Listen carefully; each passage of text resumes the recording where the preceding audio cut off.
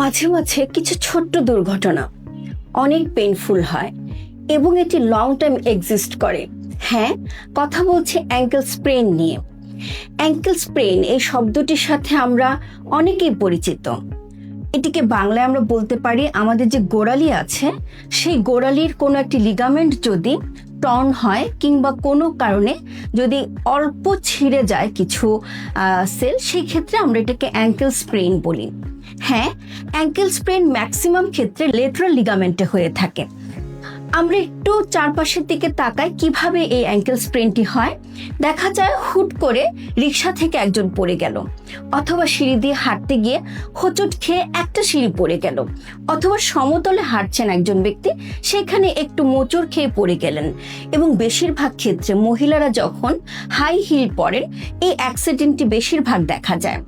এতে কি হচ্ছে, এতে যেটা হয় যে গোড়ালির যে লিগামেন্টগুলো আছে সেখানে আঘাতপ্রাপ্ত হয় এবং আঘাতপ্রাপ্ত হওয়ার পরে প্রথম যে সিমটমসগুলো আমরা দেখতে পাই, ওই জায়গাটি ফুলে যায়, অর্থাৎ সয়েলিং হয়, রেডনেস দেখা দেয়, লাল হয়ে যায় এবং প্রচন্ড পেইন হয়। পেইনের কারণে হাঁটতে পারেন না তিনি এবং নর্মাল স্টেপিং গুলোতে প্রবলেম হয়, স্টিয়ারিং করতে পারেন না, দ্যাট মিনস সিঁড়িতে ওঠানামা করতে পারেন না। ওই মুহূর্তে আমাদের কি করণীয়? অবশ্যই সেই মুহূর্তে কাছাকাছি যে ক্লিনিক অথবা হসপিটাল আছে সেখানে যেতে হবে, কারণ ওই মুহূর্তে প্রয়োজন একটি এক্সরের মাধ্যমে আপনার ডায়াগনোসিসটি কনফার্ম করতে হবে যে ওখানে শুধুমাত্র স্প্রেন হয়েছে নাকি কোনো হাড় ভেঙেও যেতে পারে। যদি হাড় না ভেঙে যায়, দ্যাট মিনস ফ্র্যাকচার যদি না হয়, তাহলে সেখানে স্প্রেন হওয়ার সম্ভাবনাটা সবচেয়ে বেশি থাকে। সেই ক্ষেত্রে আপনি কি করবেন?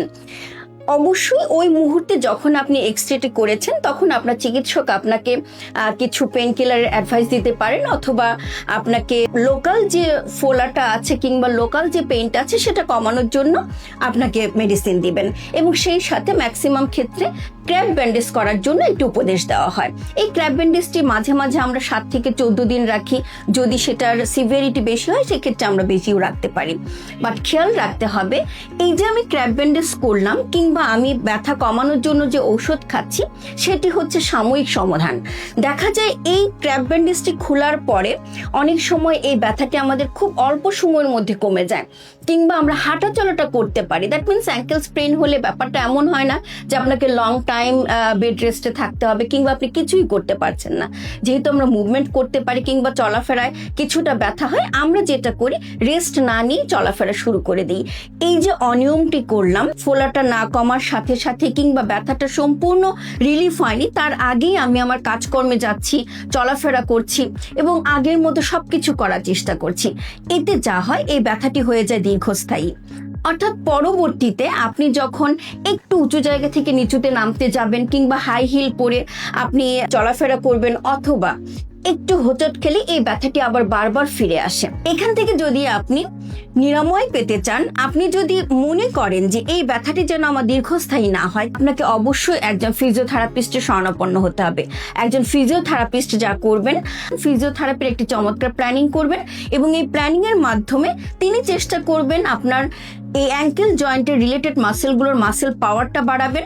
আপনার এই লিগামেন্টে যে লিগামেন্টে আপনি ব্যথা পেয়েছেন সেই লিগামেন্টে যেন আপনি বারবার না ব্যথা পান, আপনার জয়েন্টের যে যেন স্টিফ না হয়ে যায়, শক্ত না হয়ে যায়, সেজন্য আপনাকে স্ট্রেনিং এক্সারসাইজ থেকে শুরু করে স্ট্রেচিং এক্সারসাইজ এবং কিছু ইলেকট্রিক্যাল ইকুইপমেন্ট ব্যবহারের মাধ্যমে আপনার এই ব্যথাটি যেন বারবার ফিরে না আসে, সেজন্য আপনাকে করে তুলবেন সক্ষম এবং আরো বেশি শক্তিশালী, যেন আপনি একই জায়গায় বারবার ব্যথা না পান।